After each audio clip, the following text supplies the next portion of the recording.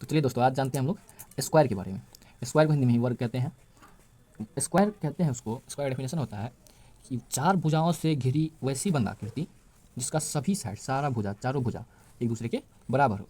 जैसे अगर ये इसको ए और बी को मानते हैं ए, तो डी सी भी ए, बी सी भी ए और ए डी भी ए। तो मान लीजिए, जैसा कि मैंने पहले ही बताया है, कोई लड़का है जो ए से चल के बी पे आया, बी से चल के सी पे, सी से फिर डी, फिर डी से फिर ए, तो ये उसका परिमाप हो गया, पेरीमीटर हो गया। ऐसा ही वर्ग के लिए भी होता है। तो वर्ग का परिमाप होता है 4 गुना एक भुजा, 4 गुना भुजा। इसको हम 4 मल्टीप्लाई ए भी बोलते हैं, ये मतलब साइड ए बी या बी सी, कोई भी एक साइड। और इसका एक दूसरा फॉर्म होता है इसका क्षेत्रफल। ये जितना जगह छेक रहा है इसको इसका क्षेत्रफल बोलेंगे। तो वर्ग का क्षेत्रफल इज इक्वल होता है भुजा स्क्वायर, भुजा का स्क्वायर या ए का स्क्वायर।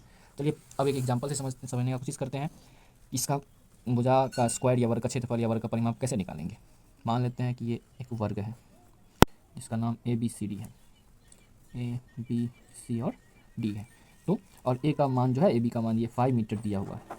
अगर हमको इसका क्षेत्रफल निकालना है, एरिया निकालना है, तो भुजा स्क्वायर होता है, पता ही है ऊपर के फॉर्मूला से। तो भुजा स्क्वायर इज इक्वल टू 5 का स्क्वायर, और 5 का स्क्वायर हम लोगों को पता है 5 multiply 5 is equal to 25 metre.